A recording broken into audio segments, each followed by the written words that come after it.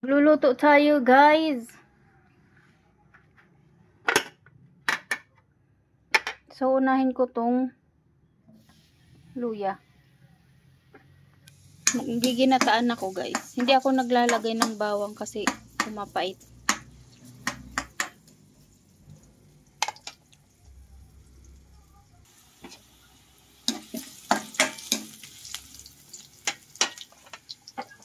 Malinis yung kamay ko, ha. So, ito na. Naghugas ako ng kamay ng bonggang-bongga.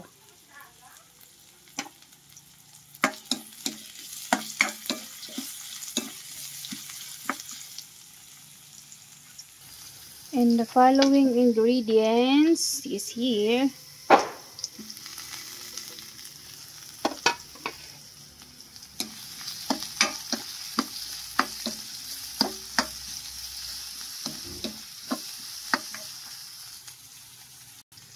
Guys, so bagdal.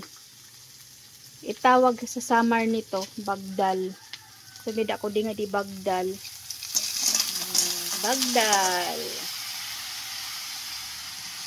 Sa ilog na kukuha ito. Malilinis ang ilog dito kasi mga batis.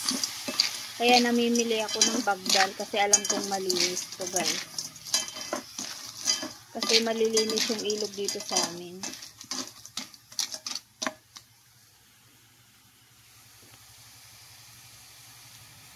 Bagdal. So ito ay kakanggata. Puro to. Walang pangalawang piga. Oh. Isang baso. Tig 60 pesos yan bili ko. Isang ano. So ngayon dahil meron ako ditong pako. Ayan o, pako yan. So unahin natin yung talong.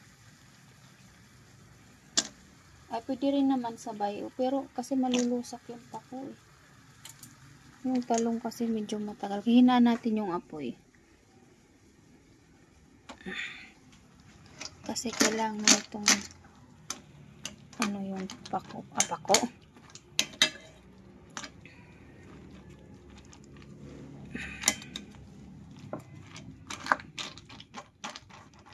Ilubog natin ng konti yung kasi hindi natin siya malulubog. Kailangan ko muna itong takpan. So nakikita nyo, asin, magic sarap, paminta. Saluin ko na siya.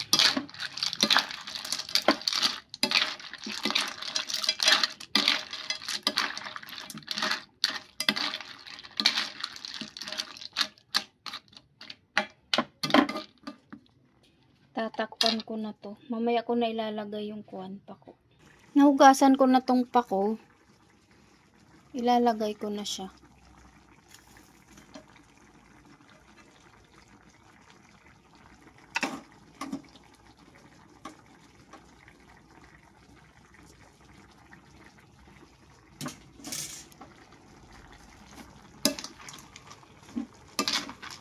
Maliit yung kawali ko yata. Hindi na nagkasya.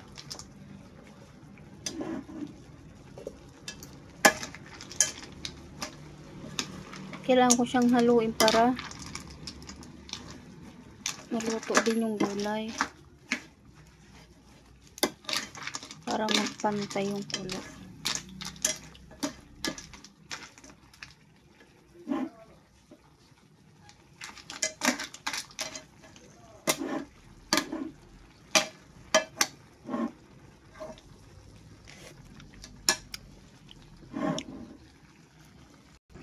So, yan na siya.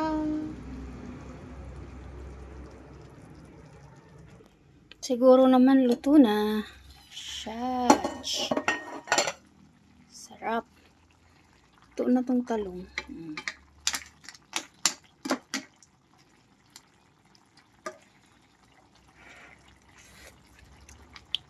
Tikman ko, guys. Naglaga din ako ng saging.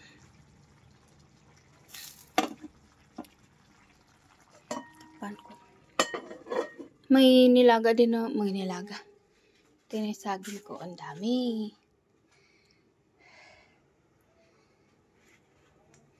Yan yung inaano ko ngayon, kinakain ko.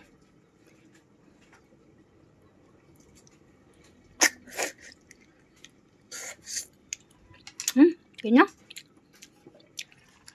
Ito na siya. So, patayin na natin.